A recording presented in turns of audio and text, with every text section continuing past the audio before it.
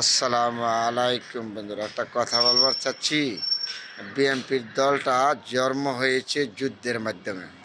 সেই বিএনপি বারবার দুঃখ দুর্দশা ভোগ করে, কেন জানেন? শুধু জনগণের পক্ষে কথা বলা, জনগণের পক্ষে কথা বলা, জনগণের এর পক্ষে থাকার কারণে বিএনপি বারবার দুঃখ দুর্দশা ভোগ করে। দেখেন, গণতন্ত্রের জন্য বিএনপি সারা জীবন সংগ্রাম করে আসছে।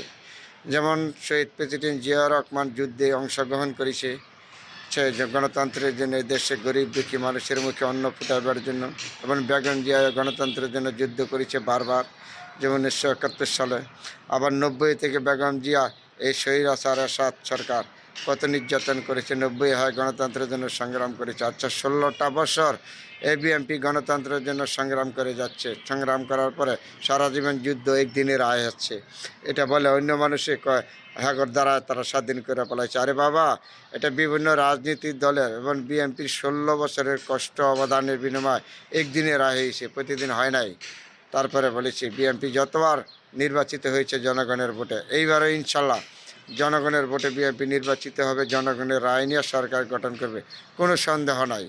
যত ষড়যন্ত্র আসুক, যত অত্যাচার আসুক, তারপরে বিএনপিকে কখনো দমিয়ে রাখতে পারবে না। এবার আমি চ্যালেঞ্জ দিয়ে বলতে পারি, জনগণের ভোটে যতবার সুস্থ ভোট হয়েছে ততবার বিএনপি সরকার গঠন করেছে। এইবারও ইনশাল্লাহ বিএনপি সরকার গঠন করবে জনগণের ভোটে, জনগণের রায় নিয়ে। কারণ এই শত্রু নৌকা সাদ্দার দেবে সাদ্দার বাসে। বিএনপি এমন কোনো অপরাধ করে নাই এখানে যা জনগণের বিপক্ষে কখনো জানায়। সারা জীবন গণতন্ত্রের জন্য লড়াই করেছে, জনগণের পক্ষে রয়েছে। বিএনপি নির্যাতন, অত্যাচার, কোনোটাই মামলা হামলা কোনোটাই বাদ রাখে না। চলো, এই দলটা আজও টিকে আছে এবং দেশমাতা বেগম খালেদা জিয়ার আশীর্বাদ নিয়ে এবং শহীদ প্রেসিডেন্ট জিয়া রহমান আশীর্বাদ নিয়ে। তারেক জিয়া 3,500 কিলোমিটার দূরে থেকে দলটা পরিচালনা করেছে। আজকে সেই দলটা বিএনপি মাটির পেয়ে দাঁড়িয়ে কথা বলতেছে। তারপরে বলেছি, বিএনপির দল বারবার জনগণের দল, জনগণের ভোটে নির্বাচিত হবে ইনশাল্লাহ, এটা কোনো সন্দেহ নাই। সবার কাছে দোয়া রইল।